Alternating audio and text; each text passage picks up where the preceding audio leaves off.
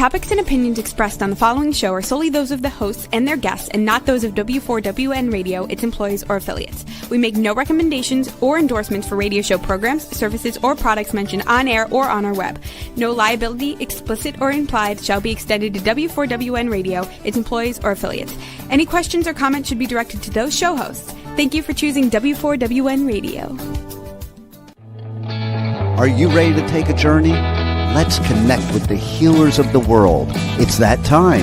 It's time for the Language of Healing on W4WN Radio and Talk 4 TV. Now here's your host, Dr. Nicole Horton. Hello, everybody. Welcome to the Language of Healing. I'm your host, Nicole, and as a doctor of Chinese medicine and acupuncture, I know that healing is not a linear journey, that there are many roads to take, many ways to live. And today we are doing an episode around reflecting and celebrating the life of a man who lived life on his terms, the one and only Ozzy Osbourne, legendary madman. And I have two very special guests today with us. Of course, the Pipeman joining us again today, and Heath McCoy, who is a journalist and music and rock columnist. And both of these people have grown up with this influence and have a lot to say. So I just want to bring them on and let's get the conversation started because there's lots to talk about this legendary figure. Hello. Hello. But two legends. This is the hello for today, okay? Yeah. Right there. Oh, okay. Yeah, here's my shirt. I love it. I love that shirt. Yes. I have a question for you first, Nicole, to see if you can lead this discussion. What's Ozzy's real name? Oh, well, his real name is John Michael Osbourne, and I have a story about that too. Let's hear that story. Okay, so I know that you two probably, you scrawled his logos in your notebooks and you went to his shows, and I wasn't born in that time, but it's been my mission to really take advantage of these living legends while they're alive and seeing their shows. And that's been, you guys both know me, that I would travel anywhere to go see some of my epic idols from. And I love that, era of music. So I feel like I was born in a different time. Regardless, I went to Ozzy's last show, Black Sabbath's last show.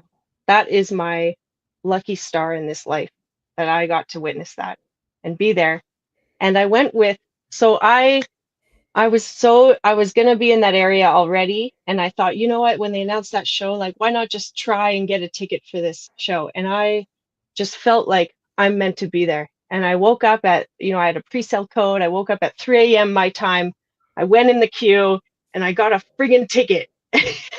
And then like a few days later, I found out that like two friends also got tickets in my same area. So like we all met and we went together, and that was just like a miracle in itself. One of the guys, he's a diehard fan, like has Ozzy tattooed on him, Randy Rhoads guitar tattooed on him. He's just like, it was just so awesome to be in their company too, at this epic event. Anyway, he brought this shoe with him tied to a string, and he carried this black shoe with him to the show. And people, it was just hilarious to see the reaction of like, oh, this man is walking around with a pet shoe. And and the pet shoe's name was John, named after John Michael Osbourne. And because apparently Ozzy had this pet shoe for 2 years when he was a young kid, and Tony Iommi would make fun of him for having this shoe. And so it's like there were some people, maybe about 12 people, that knew the significance of the shoe. And I didn't even know the significance of that shoe. If you know, you know.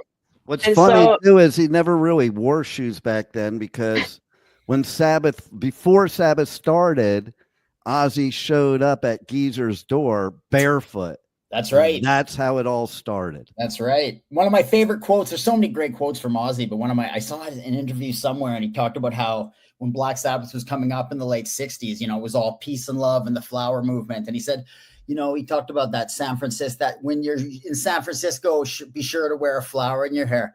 And I saw this quote from him. He goes, "A fucking flower in my hair. I can't even put shoes on my feet."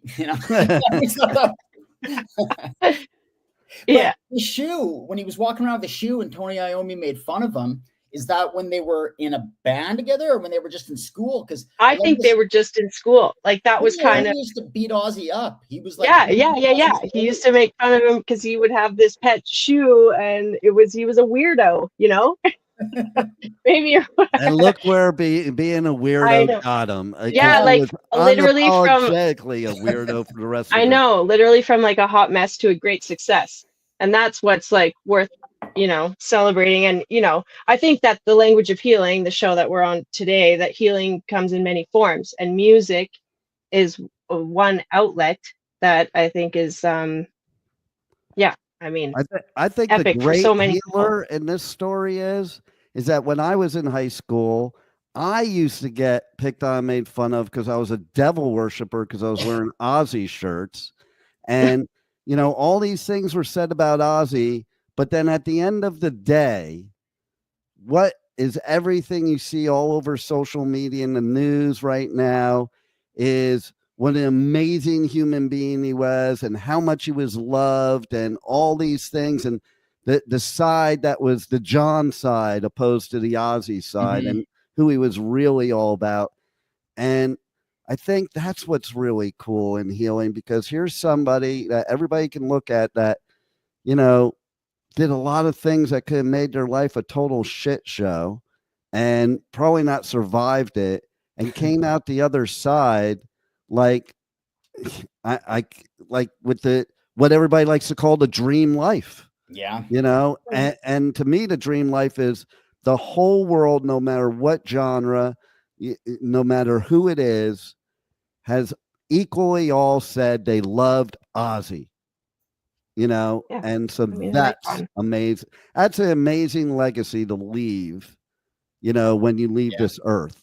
And oh, sorry. No, go. Yeah, just Heath made a comment about like, who would have thought this guy would have, been feted like a beetle almost at the end of his life. The outpouring of love and like the It reminded me of I was watching the funeral and whatever, and it reminded me of a Beatle funeral or like when Princess Di died. It reminded me of that, like everybody lining up, all the flowers, all the outpouring of love and everything. And it was just like, this guy, when I grew up, this guy was like, he was just a scumbag. Only people like, only like metal fans liked him and knew who he was. And that everybody else, like he'd appear because he was such a weird, bizarre guy, and he had the bat biting and the dove biting. So and pissing at the Alamo and stuff. So he'd appear on talk shows and everything, but it was always as like an oddity. Like nobody, and all the critics hated him. Like nobody respected his music. So just to think back in those days that he would have been, when he died, he would have had this sort of reception, this Beatle level reception almost. It was just like, it wouldn't have even been imaginable, Well, it's funny. I was having a conversation with somebody, I think it was yesterday. I don't know, something came up having nothing to do with this about when Michael Jackson died. The person brought that up and I started thinking, I'm like, wow. It seems to me that Ozzy had more love dying than Michael Jackson did. Like, I don't even remember that Michael Jackson being that big of a deal as Ozzy. It's still a big deal. Day in, day out. That's all you see on all the social media feeds from all walks of life. People that are on my feeds that I would never imagine would say anything good about Ozzy.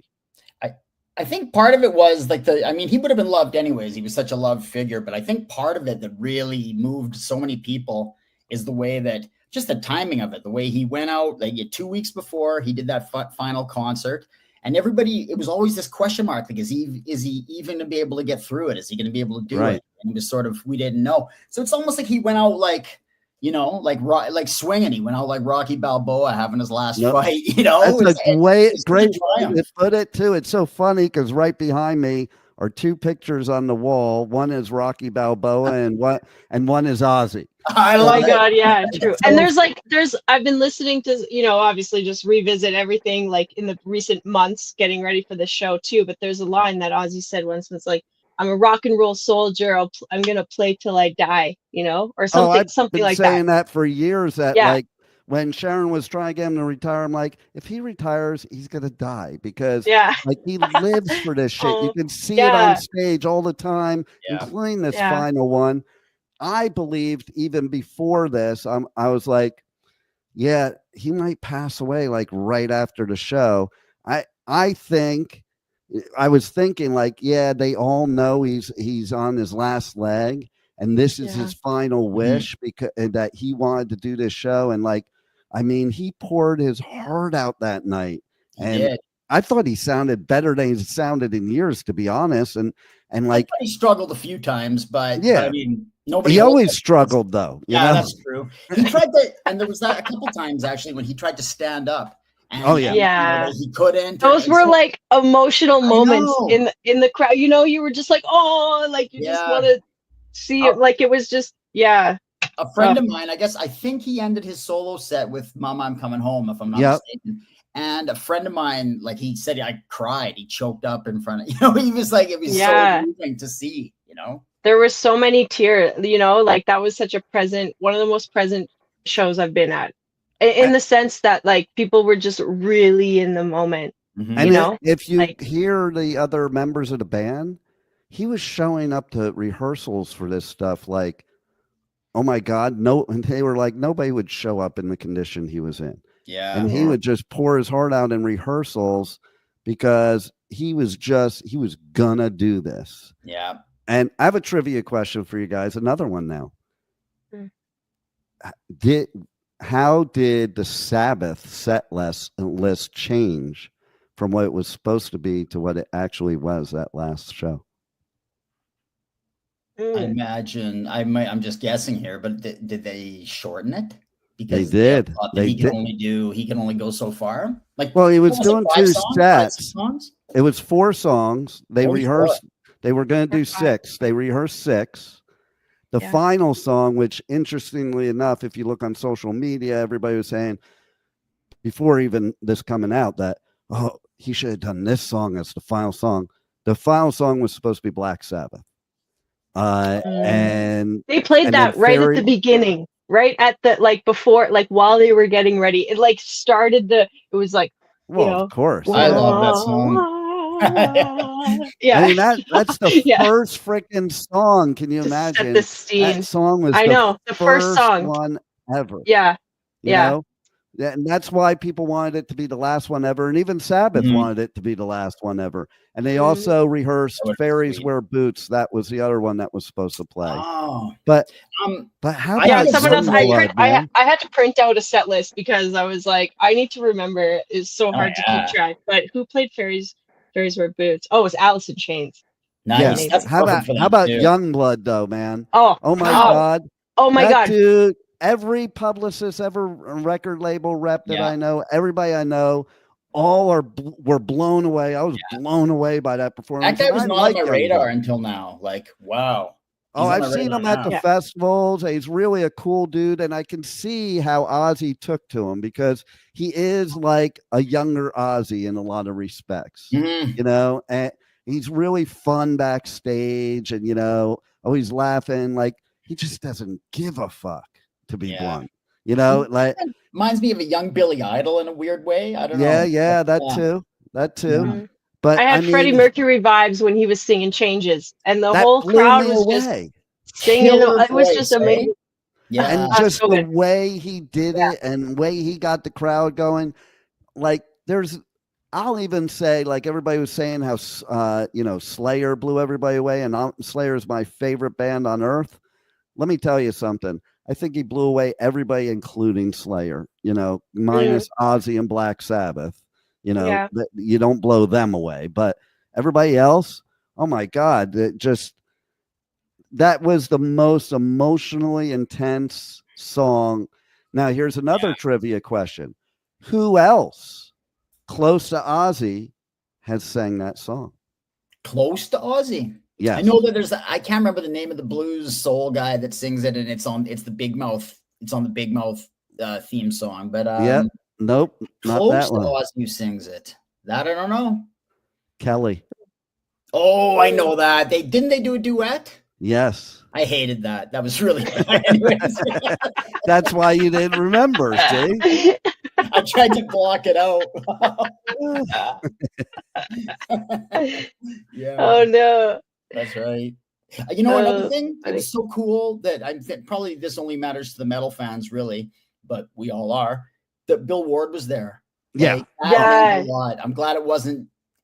That was a real Black Sabbath reunion to do the last show. Did that last, that last go around they did, and he was awesome. I remember thinking, oh wow, this guy's blowing my mind. But at the same time, like, it's so. Bill Ward's amazing. You got to do Bill Ward for the final show. Yeah. I mean, that's got to be the final show. Like, with the original.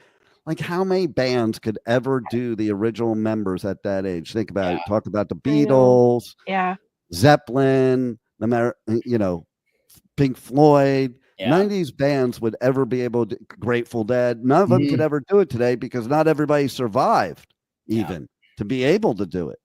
You know, so that was wild to me. And I didn't even care if he was going to suck because it was just Bill Ward playing.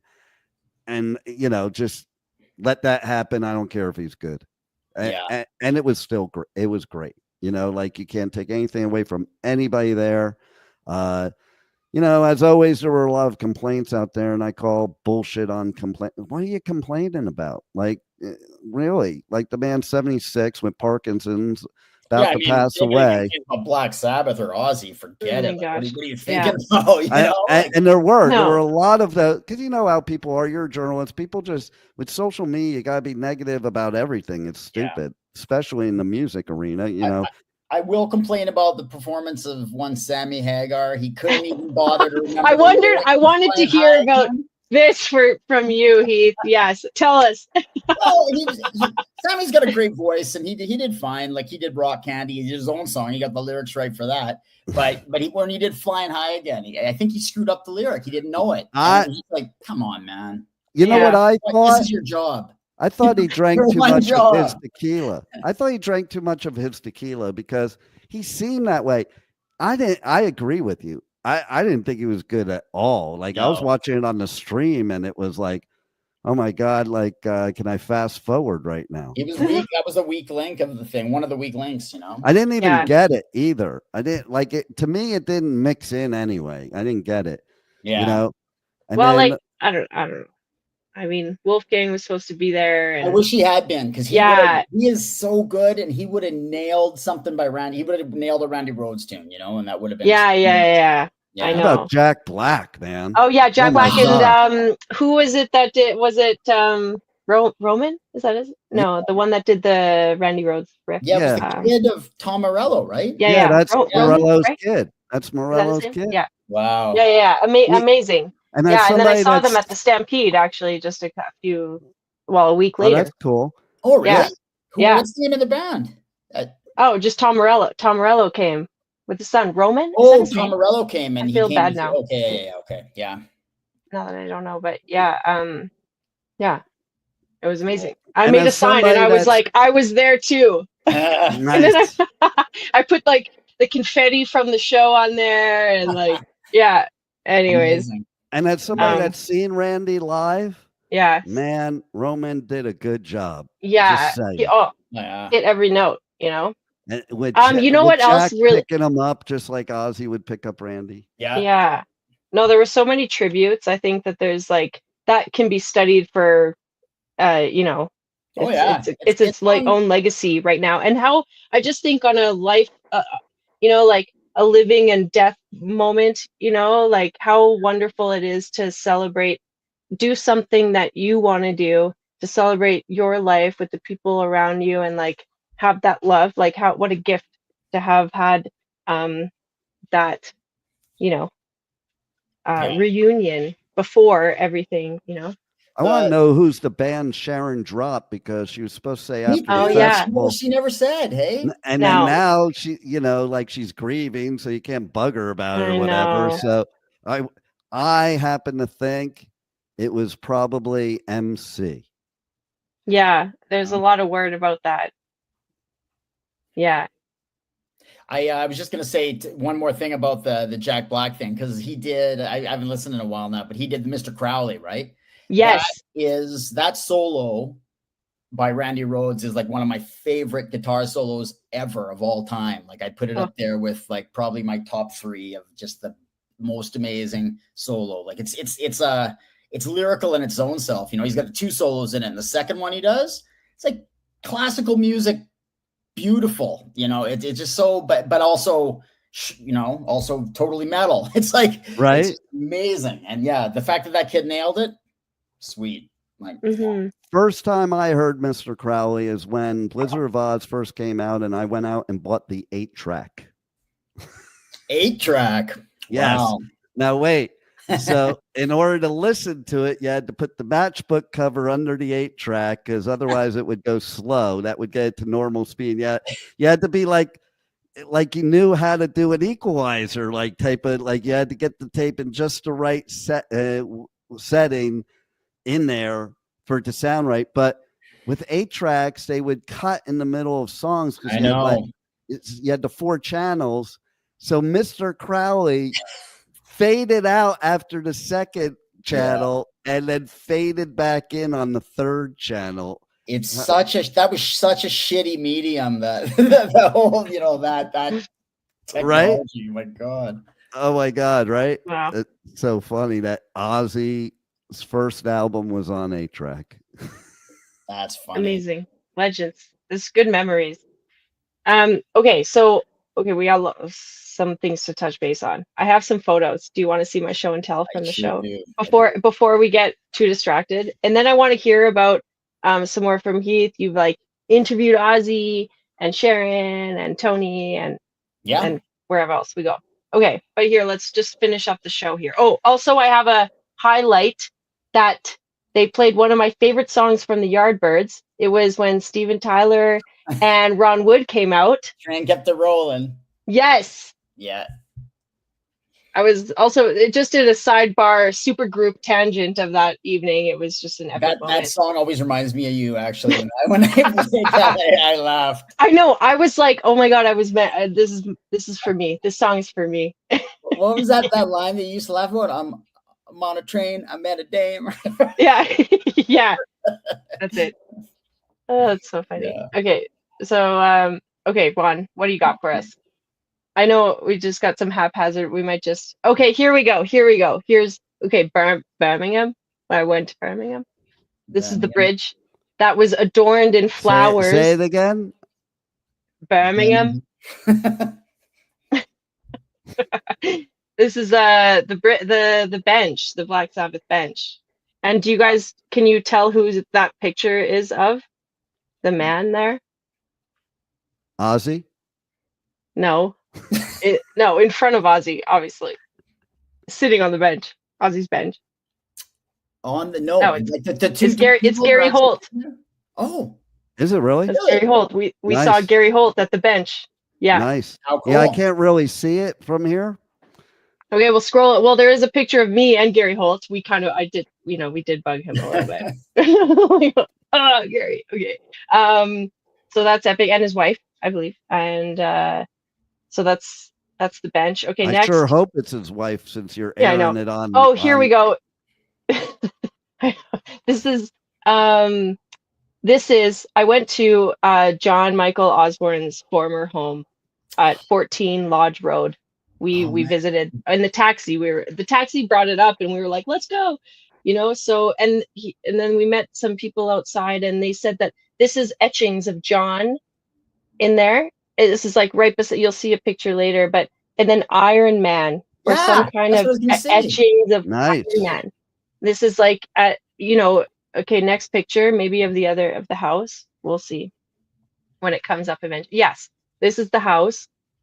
And so on the kind of, by the window side, that's where that etching was. Wow. So is that where he grew up, basically? Yeah, I don't know what years to what year, but yes, this is apparently one of, Ozzy's homes, former homes. Here I am knocking on heaven's door or something. I bet you those people got a lot of traffic that day. Yeah, I heard that there's no one living there right now, and they might rent it out as an Airbnb, but that was just the word on the street. Oh, they're going to make a crap load of money off of that. Right. But I know. Speaking of which, how amazing is that it was the biggest charity live music event ever in history? Oh, just so wonderful. And for causes that are just like so, personal and professionally, poignant. So yeah. Okay, next. We'll just slip through these. We'll get through this. Oh, Okay, nice. here's here's the murals. I had to do it. Okay, Black Sabbath. Yes. Okay. Next. That's a beautiful mural. Wow. Yeah, Oh, wow. I know. It's amazing. Also, this killer. one's awesome. Yes. Oh man, they're so amazing. I mean, it was like littered. The streets are littered with people, but we got some good shots. All right, next one. One's doing the good work. Oh, here's Scuba Steve with John, the pet shoe. Yes. And then I also got one too. Maybe that's the next photo here. Oh, this is us in line, getting in. Yes. Danielson and Steve, and this is me with John. I just felt like, oh my gosh, I'm in London, England, sorry. And these patrol people with their hats. I thought I needed a picture with that. You need to pose with the bobbies. That's what they are, the bobbies, right? Oh, I'm drinking a beer too. Look at that. Like, how amazing is that? So They're funny. cool, With my Hellfest, pouch fanny pack. Nice. Yeah, okay. And then what else we got, Juan? Oh yes, this is after the show. Some confetti, not a good order, but because I had scooped up a bunch. Okay, next one. Okay, this is the scoopings of all the confetti that's come off the floor. Nice. Black Sabbath. Okay, now and then I threw it. Yes. Next. Yes. Here's a stage with Ozzy there. His throne, the Prince of Darkness that now reigns from above. Yeah. Was it a rush seating type situation, or or did you have like a place you needed to be sitting? Yeah, you were specified area. Okay. I got floor, some section of the floor. Yeah. Okay, and then what else is next here? Oh, this is my favorite photo of the whole event. It's after it was all done, and the thank you credits are on, and there's people hugging in the background, and my friend here just holding his mouth, just emotion. Everyone was just so, emotional. It was like an event. You just known that you had witnessed, the end, it's one of the beginning of the end. Yeah. Or the end of the beginning, Yeah. And so this is like, or both. Yeah, exactly. Moving moment. Is there anything else? I think that was it. Okay. Yeah. Okay. Awesome. Oh, there's the thanks, Juan. There's the last picture. Oh, there's the last the Pipeman. Welcome back to the screen. Okay, so anything else you guys want? I mean, Heath, anything else you want to add? I want to hear what Heath has to say. Yes. Let's just take it away because. Okay, I think what year would it have been? About 2009, 2010. They tried, because Calgary's like a secondary market, right? It's not as big as Toronto. It's not Montreal. It's not, but we're big enough to. They were looking into putting an Ozfest here, basically, but they wanted to do a test run. So they put kind of a smaller version of Ozfest here, which was Monsters of Rock, and it was headlined by Ozzy. Judas Priest was there. I think Sepultura was there. Bunch of bands. And anyways, and this place, we've got a terrible outdoor stadium here, and they can never get concerts in because there's always noise complaints and everything, right? So the fact that they were trying to put an Ozzy Osbourne concert there was crazy, and there was all this controversy and stuff. So anyway, I'm putting in interview requests with them, and they turned us down, and and it was kind of weird. It was like there was no communication in Ozzy's camp, because they're first like, okay, well, Ozzy won't talk to you, but Sharon will. So I'm like, okay, I'll talk to Sharon. That makes sense. Yeah, and then lots of people were talking that time about how I think Ozzy had his ATV accident or whatever, and people were saying, and he was really stuttering and stuff, and people were just questioning whether he could do it or not. So I asked her about that, and she didn't, she's sweet as pie at first, but then when you kind of ask her the challenging question, she's like, well, fuck. Nobody fucking says that about Mick Jagger. Nobody says that about Paul McCartney, and so that was my memory of her, but it was a fine interview. And then they called like a couple days later and said, yeah, Ozzy will talk to you. So then I talked to Ozzy, and I just remember, I think he's used to people, kind of sucking his dick because the first thing I said to him, I said, man, I'm it's such an honor to talk to you. I grew up listening to your music. I'm such a fan. And he was like, yeah, you're a fan. And he's like, what was your first album? He's testing me to see if I actually know, because I'm not Joan Rivers that is just saying I like his music. I really like his music. But he said, what was your favorite album, or your first album? And I think I said Speak of the Devil, which was a live album of his band doing Black Sabbath stuff. He hates that album. And I even said to him, I said, I know you don't like that album, but yeah, that was my first entry to you, and then he kind of knew that I knew. So then we got on. Okay. But still, I asked him that was in the middle of the Osbournes, right? So a lot of people, the hardcore fans, were turned off at that time, right? That he was doing this, family reality show. So I asked him about that, and I asked him about Sharon ripping off all these different bands, all these different collaborators and stuff. And he was smart. He was sharper than you would think. He was sharper than the reputation he gets. And he was tough too. He didn't and he's used to it, I suppose, too. But he just, he had his answers, and he stuck up for Sharon, and he talked about how, but he was also like, he almost seemed like a pawn in the whole reality thing too. He's like, it's almost like Sharon tells me what to do for that, but he was, but yeah, it was so memorable talking to him. I was going to say Sharon probably preps him. That's why he's so good at the interviews. Maybe, but he's a smart guy. Like she probably tells him what to say and what not to say to a degree, but he's a smart, like he gets this kind of like, people think of him as like the Forrest Gump of rock or whatever. He gets this kind of idiot reputation sometimes, but I really don't think he is. Like, I think he's a smart guy. He knows how to answer for himself, and he's so witty and quick too, and everybody talks about what a great sense of humor he has. Like, he's always like to the witty part, like he's always like quick-witted with humor towards people and stuff. Maybe not in interviews, but I mean, like in general, English culture, humor. Yeah.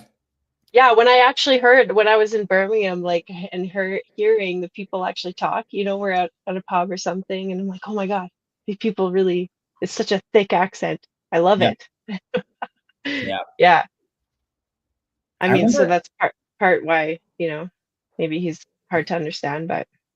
It's definitely a big reason. He's definitely got the Burmese accent. Yeah. Which is a hard one to emulate, I think. Well, it is. My friends told me the first time I went there, when the first time I was going there, they're like, all my English friends are like, you're not going to understand a word they're saying. And I'm like, come on. Especially and I got off the plane. I'm like, and I was married to a British girl. I got off the plane, and these people are talking to me. I'm like, can you like say that in Spanish so I can understand? Because I don't understand a word you just said. It's funny that Oz sort of questioned me when I first told him I was a fan and everything too. When I interviewed, because Tony Iommi, years before that, I'd interviewed Tony Iommi, and he was the same way. Tony Iommi notoriously hated journalists too. Hates journalists. Wow. And but I remember I asked him again. I said, "Such an honor to talk to you. I've been a fan all my life. I love you." And he said, "What did he say? He said, well, how old are you now? Like, it's something about me, he think like he was implying that I was 12 or something, it was like, yeah, same thing. Just that. Well, I think it's kind of because what I find when I go do the festivals is there's media people there that are not metal fans. They're doing these interviews. Yeah. And the bands can always tell, because if you're not a metalhead, you don't get it. Okay. Yeah. And so like when I do my interviews, I have no notes, no script. I just have a conversation with them because I can, but these other people can't. So I think it's kind of like, that's the way they react when they kind of think that you're just placating to them and not really a metal fan or what have you. Mm-hmm. Yeah, for sure. I think they come in really cynical, and especially a guy like Iommi that did not he's punched journalists out and stuff in the past. Like he's not he doesn't play around, that guy. So like he's a little friendly, is softer and friendlier now, but yeah. Wow. Great. There was some amazing. Who would have thought that you would have been influenced by this growing up, and then to like come to become a journalist and get to meet these guys. Yeah. Same with you, Pipeman. Like you're just, traveling around. I aced the history class in high school. That my only thing that I had to do for history. Right.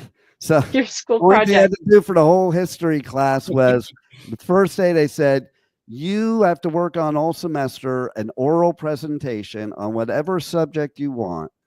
And you have to do this, and this. And so I picked Ozzy Osbourne, Satanism in his music. Nice. Yeah. And so I brought props in, like my what was the 80s Walkman, but the record player, the phonograph that you carried like a suitcase. And I played Ozzy, in class. I brought, shirts and posters and all that. But I did really do a lot of the research because I was so into Ozzy. And especially because, so I saw him several times in the 80s. I saw him 3 times in 1 year. Once was with Randy Rhoads, once was with Pat Travers, and once was with Brad Gillis. And nice. Because that's why he was trying to figure out who's going to play guitar in Ozzy type of thing. Yeah. Pat Travers, I think, filled in for one show or something.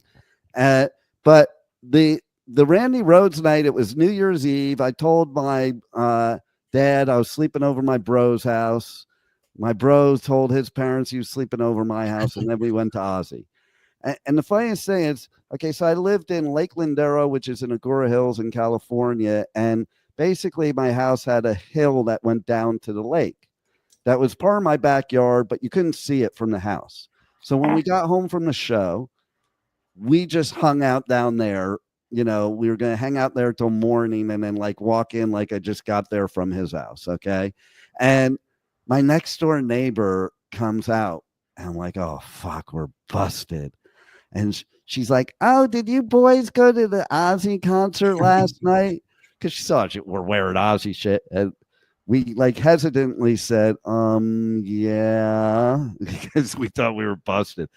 She's like, wait right there. I want to go get my husband. And we weren't really sure if we should run or wait right there. But considering I lived at the house, I told my bro, I'm like, yeah, I can't really leave because I live there. Okay. And so her husband comes out, invites us up to the house into the side door that leads into a studio that's wall-to-wall cassette tapes. And turns out he's Ozzy's promoter. Oh, wow. Yeah. And so he hands us a bunch of Ozzy swag, and then he hands us this cassette tape.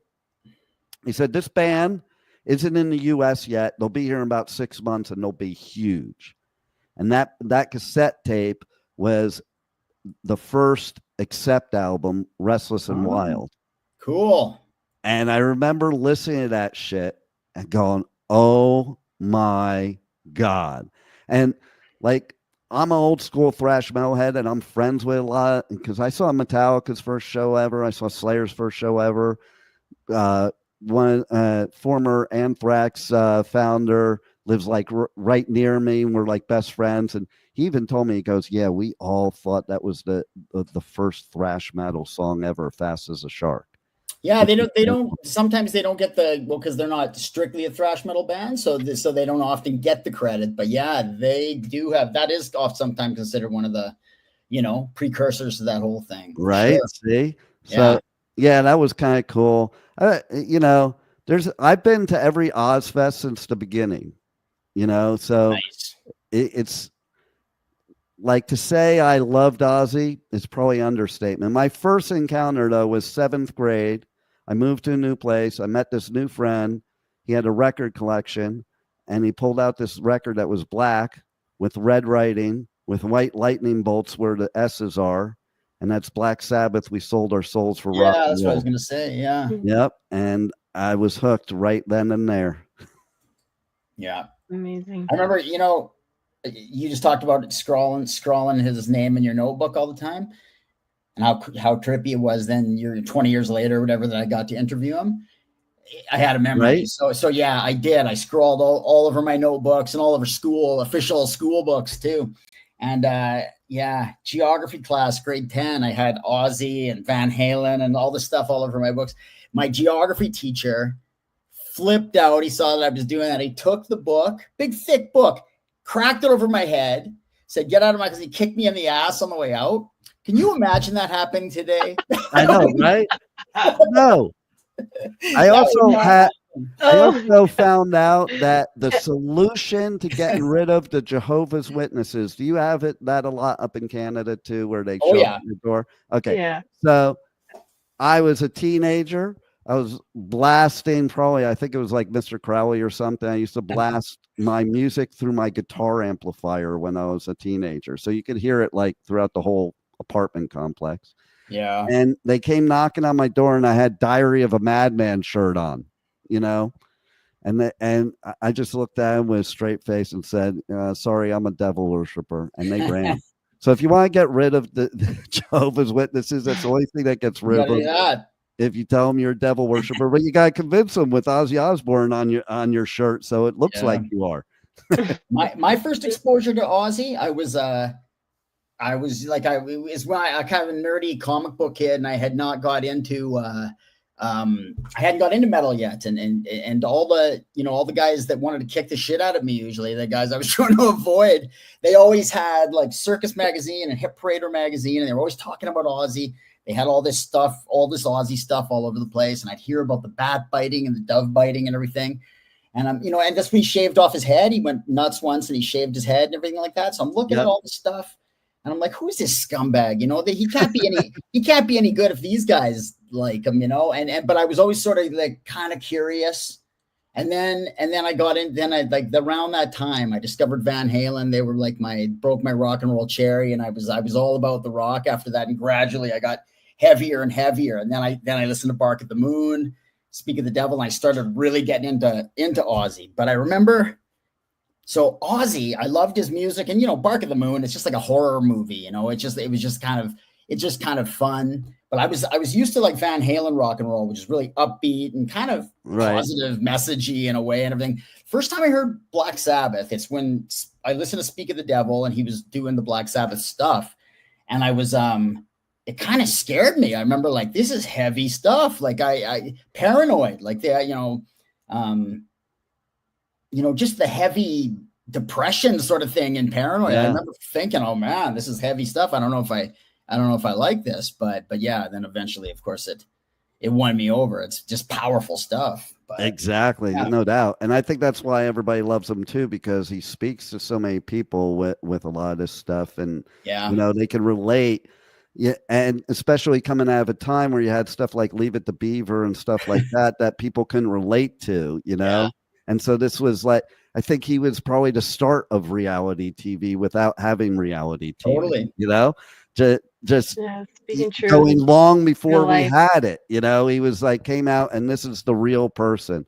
It's funny you mentioned Bark at the Moon, because so basically, do you remember that total eclipse in 2017? He did there was a festival called Moonstock.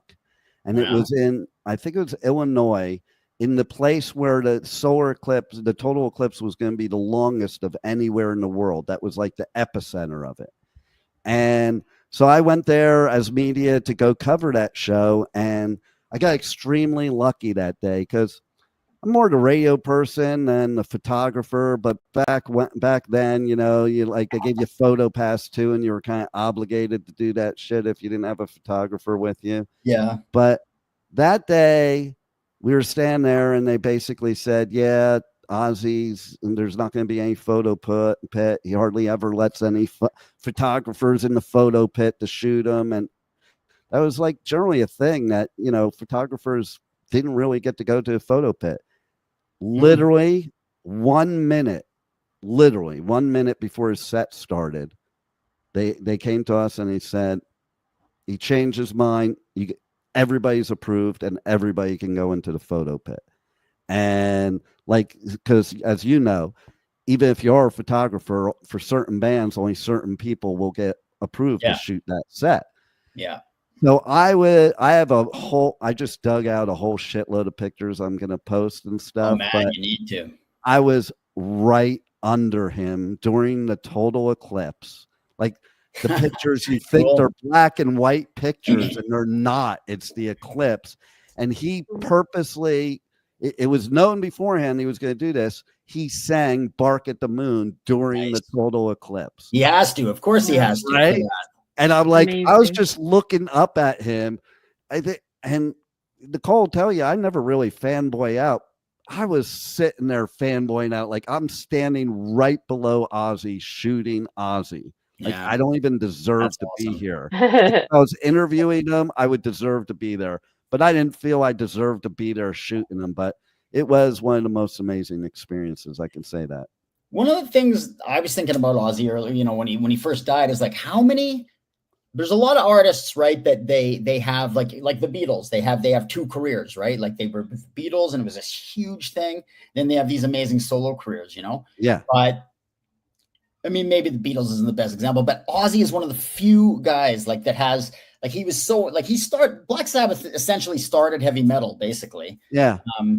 And then so how influential is that? But then he goes on to have this incredibly influential solo act as well. Like the first two albums are like among the most influential heavy metal albums ever, you know. Oh yeah, no doubt.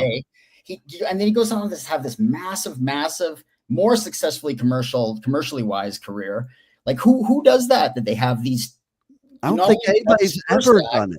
But then your second act is almost bigger or just as influential. It's just almost unheard of, you know. I was talking about this the other day because I don't think anybody's ever done that. Like, and it's freaking amazing what he accomplished. And it also shows having the right person by your side. Like him and Sharon were definitely a team. And I think, and he thought, the collaborators. That's like what never happened.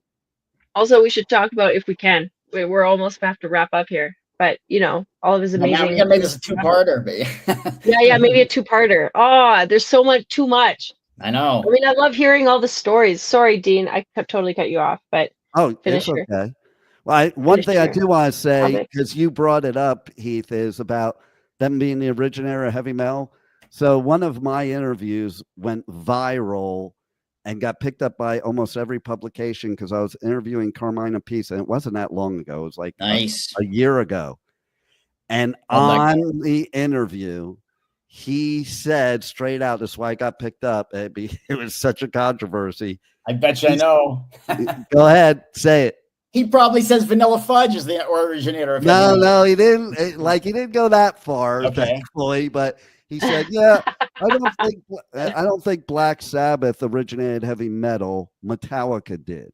What? And his explanation was that, how do he put it? Like the saw, like the saw sounding guitar in Metallica, but Metallica will tell you that there would be no Metallica without Sabbath. Yeah. It's because the whole, like what was heavy metal when I was a kid, when you were a kid, it's changed. That parameter's changed. Like Van Halen and Alice Cooper and Aerosmith used to be considered heavy metal. Oh yeah. In those days. Nobody would consider them heavy metal now. It's because the heavier things got, it sort of changed the barriers of what's considered heavy metal, you know. Metal fans now, if you say even AC/DC is heavy metal, spit on your shoe, you know. Like, I mean, nobody thinks that anymore. No doubt. And then like the US Festival 1983, which I was at, Triumph played on Heavy Metal Day. Yeah. Van Halen was the headliner. You know, I think in the 60s too, like I consider Mountain to be original heavy metal. Some Cream is. You know, if you go Google Led Zeppelin, in Google it says they're heavy metal. You know, yeah. So you're right. It's evolved in a big way. There was a rock critic at the Calgary Herald, which is where I became a rock critic later, and he was sort of the veteran. He's passed away now, but he was a hard living. You know, he was the veteran guy for years and years and years. And when he got sent to cover the US Festival the year Ozzy was there. And he told the funniest story, actually. He said, like, so, you know, there's the press area in the back and there's all the press conferences and you get to go talk to people and stuff.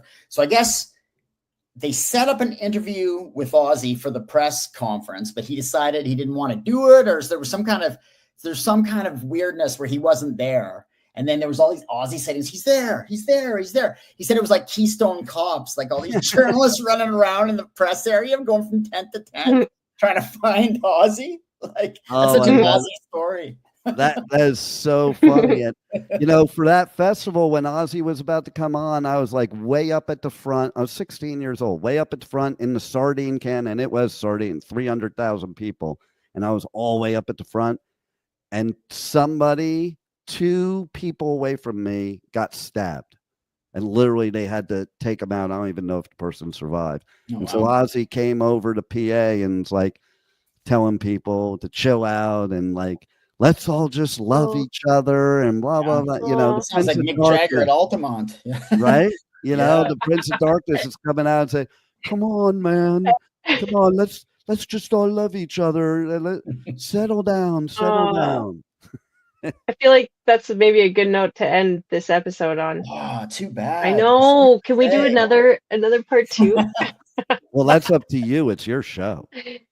Yeah, let's do it. And we'll just get into more. End it like Ozzy. Like, God bless you. I love you all. You're the greatest people. Right? I know, and that was like such a heartfelt moment. I think why he has so much love now is because he gave so much love, you know, like, and just really did it for the fans. And he meant it too. He meant it. Like, there's bands who say we love you and they don't mean it. He meant just like he was unapologetically, you know, himself. Through the hot mess to the great success. Always, yeah. And so what's your final words, Nicole? You have you know, love everybody. God bless everybody. I think that even if you are a complete hot mess, you can keep going and keep surviving. And there are, you know, like, the people around you help support you. I think call on people. You know, I think we all work through stuff. So let music be your guide. Let iconic people be your guide. Let stories guide you, and just enjoy them. And if you get those special moments in the flesh, just enjoy them. And let the language of healing be your guide. Yes, of course.